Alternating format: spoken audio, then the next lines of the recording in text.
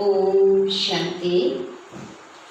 आज सुनेंगे हम बाबा के साकार महावाक्य। ये मुरली 8-9-20 की है और बाबा ने खास हमें इशारा दिया है आज की मुरली में कि जो ज्ञान भगवान हमें पढ़ा रहा है, क्या वो ज्ञान हमने पहले भी कभी सुना है? ऐसी बातें जो परमात्मा ने आकर संगम पर हमें बताई हैं, बहुत ही अद्भुत और बहुत ही रहस्ययुक्त बातें हैं।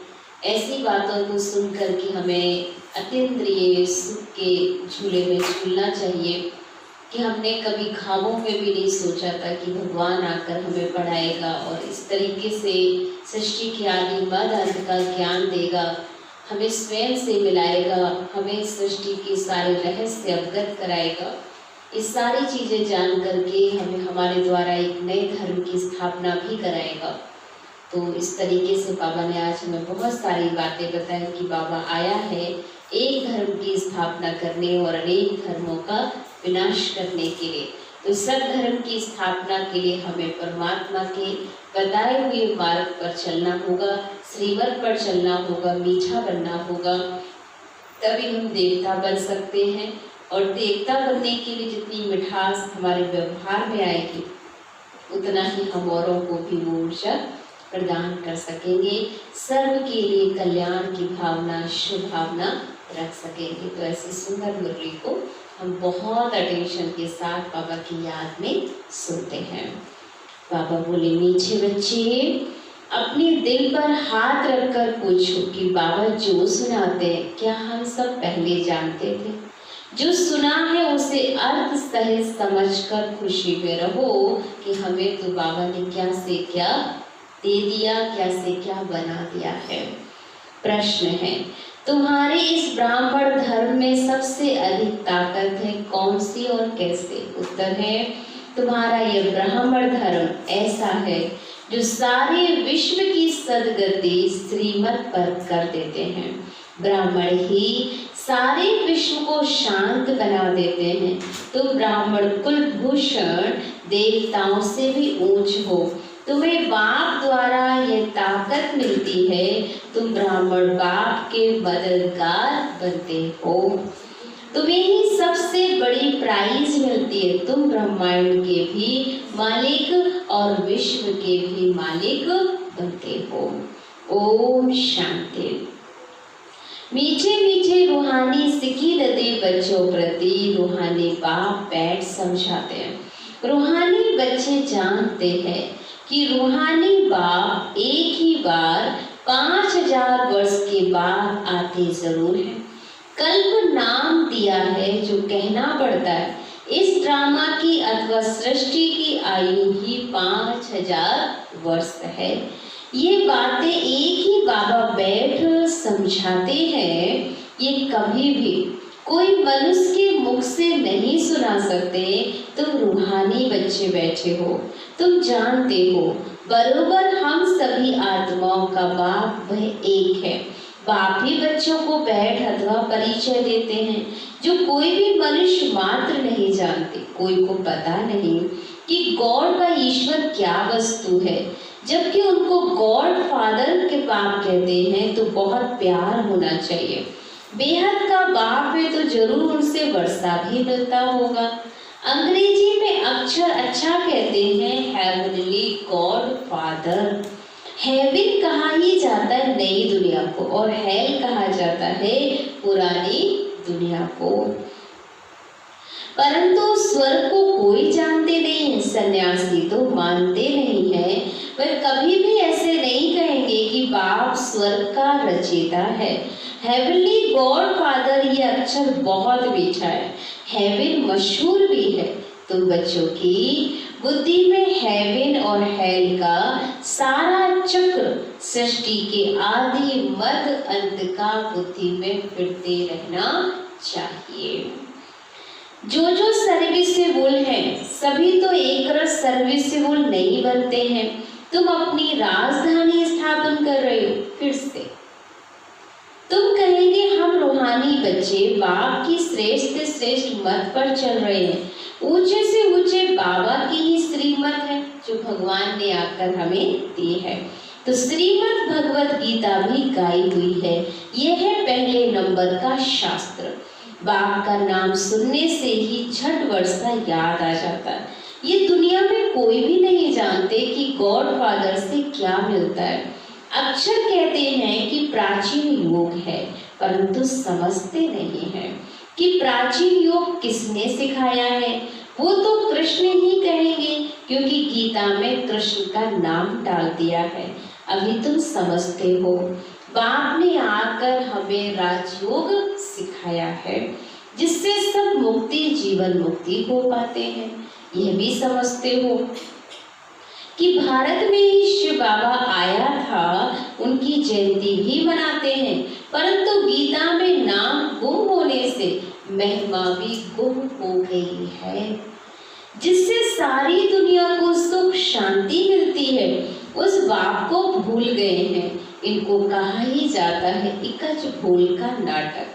बड़े से बड़े भूल यह है जो बाबा को नहीं जानते। कभी कहते वह नाम रूप से न्यारा है, फिर कहते कच्छ मच्छ अवतार है, ठिक्कर भीतर में है। भूल में भूल होती जाती है, सीढ़ी नीचे उतरते जाते हैं, कला कम हो जाती है, तमो प्रधान बनते जाते हैं। ड्रामा के प्लान अनुसार जो बाप स्वर्ग का रचयिता है, जिसने भारत को स्वर्ग का मालिक बनाया है, उनको ठिक्कर भीतर में कह देते हैं। अभी बाबा समझाते हैं तुम सीढ़ी कैसे उतरते आए हो, कुछ भी किसको पता नहीं। ड्रामा क्या है पूछते रहते हैं, ये दुनिया कब से बनी है, नई सृष्टि कब थी, तो कह देंगे लाखों वर्ष आगे। समझते हैं पुरानी दुनिया में तो अभी बहुत वर्ष पड़े हैं। इसको अज्ञान अंधियारा कहा जाता है। गायन भी है, ज्ञान अंजन सतगुरु दिया, अज्ञान अंधेर विनाश। तुम समझते हो कि रचयिता बाप जरूर स्वर्ग ही रचेंगे। बाबा ही आकर नर को स्वर्ग बनाते हैं। रचयिता बाप ही आकर सृष्टि के आदि मर्म का ज्ञान सुनाते हैं। आते भी अंत में टाइम तो लगता है ना, यह भी बच्चों को समझाया है। ज्ञान में इतना समय नहीं लगता जितना याद की यात्रा में लगता है। 84 जन्मों की भी कहानी तो जैसे एक कहानी है। आज से 5-4 वर्ष पहले जिन्हों का राज था, वह राज कहाँ गया है, ये बाबा कहते प्रश्न करो लोगों से कि आखिर में देवताएं 5000 वर्ष पहले इसी सृष्टि पर राज करते थे, तो वो कहाँ चले गए हैं। तुम बच्चों को अब सारी नॉलेज है, तुम वो कितने साधारण अजामी जैसे पापे आहिस्ते अहिल्याएं कुब्जाएं भीनियां कितना ऊंच बनाते हो, बाबा समझाते हैं। तुम क्या से क्या बन गए हो, बाबा आकर समझाते हैं। पुरानी दुनिया को अब हाल देखो क्या है। मनुष्य कुछ भी नहीं जानते कि सृष्टि का चक्र कैसे करता है। बाबा कहते तुम अपने दिल पर हाथ रख कर पूछो, आगे कुछ भी जानते थे, कुछ भी नहीं। अभी जानते हो बाबा फिर से आकर के हमको विश्व की बादशाही दे रहे हैं। तो कितनी खुशी होनी चाहिए कि हमने कभी ख्वाबों में भी जो चीजें नहीं सोची थी वो बाबा ने आकर हमको दे दी। कोई की बुद्धि में नहीं आएगा कि विश्व की बादशाही क्या होती है। विश्व माना सारी दुनिया। तुम जानते हो कि बाप हमको ऐसा राज देते हैं जो हमसे आधा कल्प तक कोई छीन नहीं सकता। तो बच्चों को कितनी खुशी होनी चाहिए। बाप से कितना बार राज लिया है। बाबा सत्य है, सत्य शिक्षक भी है, सत्य गुरु भी है। कब सुना ही नहीं। अभी अर्थ सहित तुम बच्चे समझते हो, तुम बच्चे हो, बाबा को तो याद कर सकते हो ना। आजकल छोटेपन में गुरु करते, गुरु का चित्र बनाए भी गले में डालते हैं व घर में रखते हैं। यहाँ तो भंडार है ना। बाप, शिक्षक, सतगुरु सब एक ही है। बाबा कहते हैं मैं साथ में ले चलूंगा। तुमसे पूछेंगे क्या पढ़ते हो, बोलो हम नई दुनिया में राजाई प्राप्त करने के लिए राजयोग पढ़ते हैं। यह है ही राजयोग। जैसे बैरिस्टर योग होता है तो जरूर बुद्धि योग बैरिस्टर तरफ जाएगा। टीचर को जरूर याद तो करेंगे ना। तुम कहेंगे हम स्वर्ग की राजाई प्राप्त करने के लिए ही पढ़ते हैं। कौन पढ़ाते हैं? शिव बाबा भगवान। उनको नाम तो एक ही है जो चला आया है, रथ का नाम तो है नहीं। मेरा नाम ही है शिव। बाप शिव रथ ब्रह्मा कहेंगे ना। अभी तुम जानते हो ये कितना वंडरफुल है। शरीर तो एक ही है। इनको भाग्यशाली रथ क्यों कहते हैं? क्योंकि शिव बाबा की प्रवेशता है तो जरूर दो आत्माएं ठहरी, यह भी तुम जानते हो। और किसको भी यह ख्याल में नहीं आता। अब दिखाते हैं भागीरथ ने गंगा लाई, क्या पानी लाया? अभी तुम प्रैक्टिकल में देखते हो क्या लाया है, किसने क्या लाया है, किसने क्या किया है, किसने प्रवेश किया है। बाबा ने किया ना। मनुष्य में पानी थोड़ी ही प्रवेश करेगा, है ना। बाबा कहते हैं पानी की बात नहीं, ये गंगा अर्थात ज्ञान की बातें हैं। चट्टानों से पानी थोड़ी आएगा। इन बातों पर मनुष्य कभी ख्याल भी नहीं करते। कहा ही जाता है रिलीजियस इज माइट, धर्म एक शक्ति है। रिलीजन में ताकत है। बताओ सबसे जास्ती किस रिलीजन में ताकत है? ब्राह्मण रिलीजन में। हाँ ये ठीक है, जो कुछ ताकत ब्राह्मण धर्म में ही है और कोई रिलीजन में कोई ताकत नहीं है। तुम अभी ब्राह्मण हो। ब्राह्मणों को ताकत मिलती है बाप से, जो फिर तुम विश्व के मालिक बनते हो। तुम्हारे में कितनी बड़ी ताकत है। तुम कहेंगे हम ब्राह्मण धर्म के हैं, किसकी बुद्धि में नहीं बैठेगा।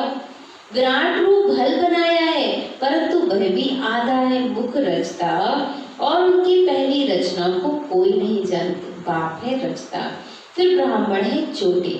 इसमें ताकत है। बाप को सिर्फ याद करने से ताकत मिलती है। बच्चे तो जरूर नंबरवार ही बनेंगे। तुम इस दुनिया में सर्वोत्तम ब्राह्मण कुल भूषण हो, देवताओं से भी ऊंच हो। तुमको अब ताकत मिलती है, सबसे जास्ती ताकत है ब्राह्मण धर्म में। ब्राह्मण क्या करते हैं? सारे विश्व को शांत बना देते हैं। तुम्हारा धर्म ऐसा है जो सर्व की सदगति करते हैं श्रीमत द्वारा। तब बाबा कहते हैं तुमको अपने से भी ऊंच बनाता हूँ। तुम ब्रह्मांड के भी मालिक, विश्व के भी मालिक बनते हो। सारे विश्व पर तुम राजाई करेंगे। इतनी ताकत हम भर सकते हैं। अभी गाते हैं ना भारत हमारा देश है। कभी महिमा के गीत गाते, कभी फिर कहते भारत की क्या हालत है। जानते नहीं कि भारत इतना ऊंच कब था। मनुष्य तो समझते हैं स्वर्ग अथवा नर्क यहाँ है। जिसको धन मोटर आदि है वह स्वर्ग में, यह नहीं समझते स्वर्ग कहाँ ही जाता है नई दुनिया को। यहाँ सब कुछ सीखना है, साइंस का हुनर भी फिर वहाँ काम में आता है। ये साइंस भी वहाँ सुख देती है। यहाँ तो इन सब से है अल्पकाल का सुख, वहाँ तो बच्चों के लिए ये स्थायी सुख हो जाएगा। यहाँ सब सीखना है जो फिर संस्कार लिए जाएंगे, कोई नई आत्मा नहीं आएंगी जो सीखेंगी। यहाँ के बच्चे ही साइंस सीख करके वहाँ चलते हैं, बहुत होशियार हो जाएंगे, सब संस्कार ले जाएंगे, फिर वहाँ पर ये काम आएंगे। मानो जो कलाएं हम सीख रहे हैं, ये साइंस की भी चीज़ें बहुत सारी नई इन्वेशन हो रही हैं, गहराई में जा रहे हैं, तो बाबा कहते हैं साइंस वाले बच्चे भी सतयुग में स्वर्ग की निर्माण करने के कार्य में बाबा इनको भी यूज करेंगे। अभी अल्पकाल का सुख है, पर ये बॉम्ब्स आदि ही सबको खलास कर देंगे।